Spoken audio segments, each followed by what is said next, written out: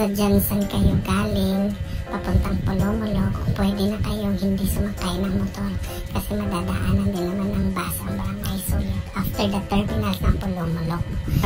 After Barangay Sulit, pahatid kayo sa Barangay Lapu. Ayan yung mga dadaanan kayo papuntang Barangay Lapu kasi sakop ng Barangay Lapu ang Maliangaw Spring Resort. Sige, pangalan? Maliangaw. Maliangaw katong sa kuan, no? Muslim area siya.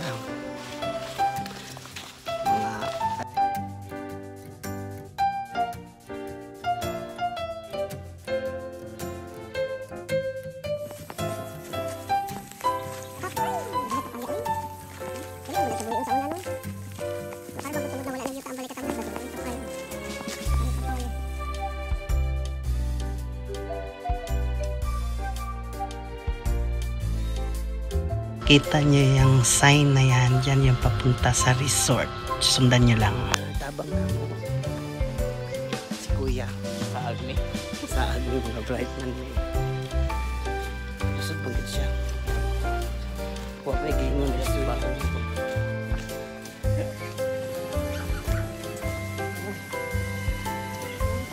Subod na sa pakalang side. First one.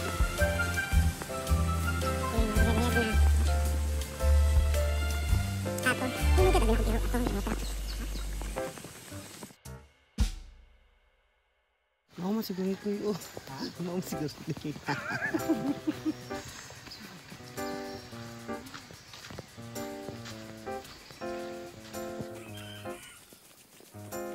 Guys, kapila tao.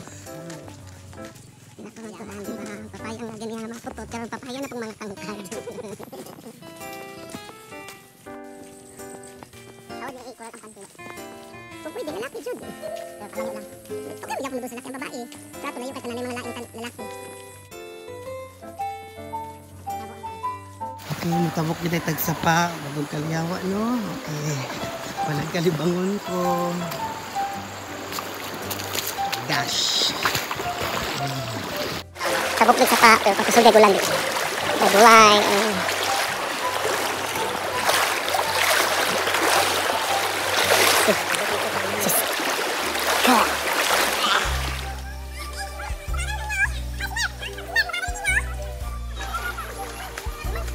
Now?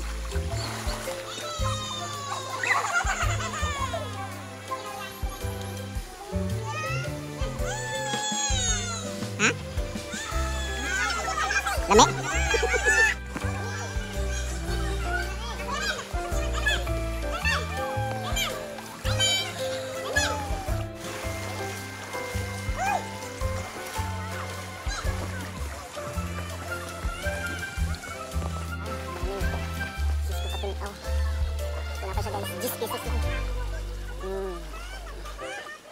Klaro kayong balas, di ba sukul ka? Grabe ka, gunindot guys. So, tata na na. Gisra entrance. Kana akong kauban guys. Namatay ni Ani. Hindi ka tuod. Asa galing ni? Maliango. Ay, Maliango? Maliango, Polomolok. South Cotabato. Nindot di siya. Tinaw kayo. Klaro kayong tubig, di ba?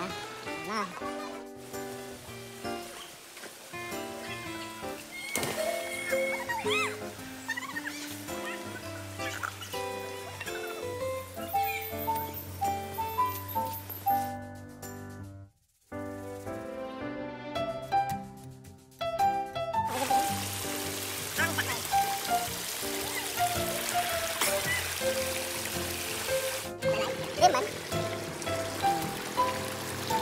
Mag-pool pa, mag-swimming pool ko, di ba?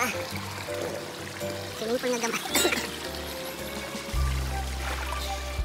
Ito, isunod sa kuha.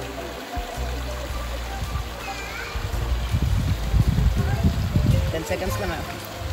10 na.